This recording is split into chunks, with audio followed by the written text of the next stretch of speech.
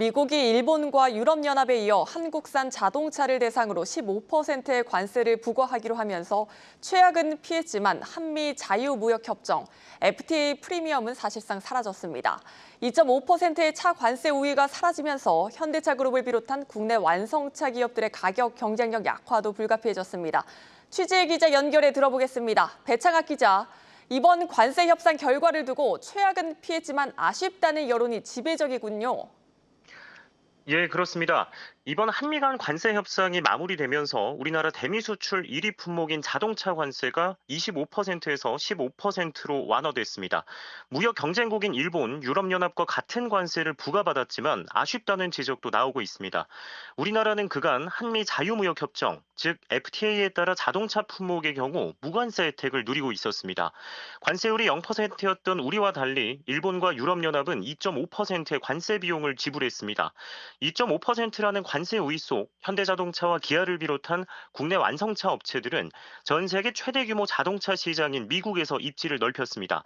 하지만 당장 내일부로 2.5% 관세 우위가 날아가면서 가격 경쟁력 약화가 불가피해졌습니다. 이에 김용범 대통령실 정책실장은 오늘 브리핑에서 차 관세율을 콕 집어 아쉬운 마음이 든다고 밝혔습니다. 2.5%의 관세 우위가 날아간 점에 대해서는 지난 4월부터 벌어진 전 세계적인 관세전으로 FTA 자체가 흔들리고 있는 상황이라고 설명했습니다. 그러면서 협상 과정에서 일본, 유럽과 동일하게 관세를 12.5%포인트 완화할 것을 요구했지만 트럼프가 15% 원칙을 고수했다고 전했습니다. 다만 추후 부과될 반도체와 의약품 관세의 경우 최혜국 대우를 약속받았다고 말했습니다. 네, 국내 완성차 업계에는 어떤 결과가 예상되고 있습니까? 네, 정부는 25%였던 자동차 관세를 경쟁국과 동일선상에 놓았다는 점에서 다행이란 반응을 내놓았습니다. 기존보다 관세 여파가 줄긴 하겠지만 국내 자동차 업계는 여전히 관세에 따른 직격탄을 맞을 위기에 처했습니다. 한국무역협회에 따르면 지난해 한국의 대미 자동차 수출액은 347억 달러, 우리 돈 48조 원을 웃돌았는데 유럽과 일본을 잇는 3위 규모였습니다. 한국 전체 대미 수출 기준으로는 약 27%에 해당하는 수치로 모든 품목을 통틀어 1위입니다. 경쟁국 대비 관세 부문에 우위가 있다는 점을 활용해 해마다 대미 수출을 확대했습니다. 하지만 관세 우위가 날아가면서 국내 기업들은 앞으로 가격 경쟁이 어려워졌습니다. 실제로 현대차의 아반떼와 소나타는 동급 경쟁 모델보다 5% 가까이 저렴했지만 이번 관세 적용으로 격차가 대폭 줄어들게 됐습니다. 다만 관세율이 직전 25%에서 15%로 떨어지면서 현대차와 기아의 관세 비용은 줄어들 것으로 예상됩니다. 시장에선 관세율 25% 기준 양사의 영업이익은 지난해 대비 연간 4조 9천억 원 감소할 것으로 예상한 바 있습니다. 15% 적용 시 비용은 약 3조 2,500억 원으로 줄어들면서 숨쉴 틈은 생길 수 있다는 것이 전문가들의 분석입니다. 네, 철강도 자동차와 마찬가지로 일본 유럽연합과 동일하게 50% 관세 부과가 유지되는데요. 철강업계 상황은 어떻습니까?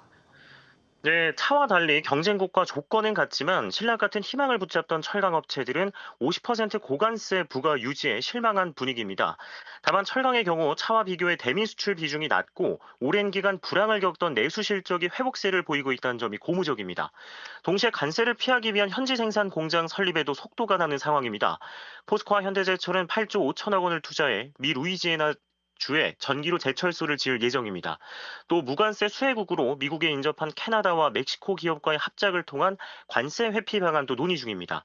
특히 우리 정부가 올 들어 중국산 철강에 대한 반덤핑 관세 조치를 본격화하고 조선과 건설 등 후방업이 선방 중인 만큼 수출 부진을 일부 상쇄할 전망입니다.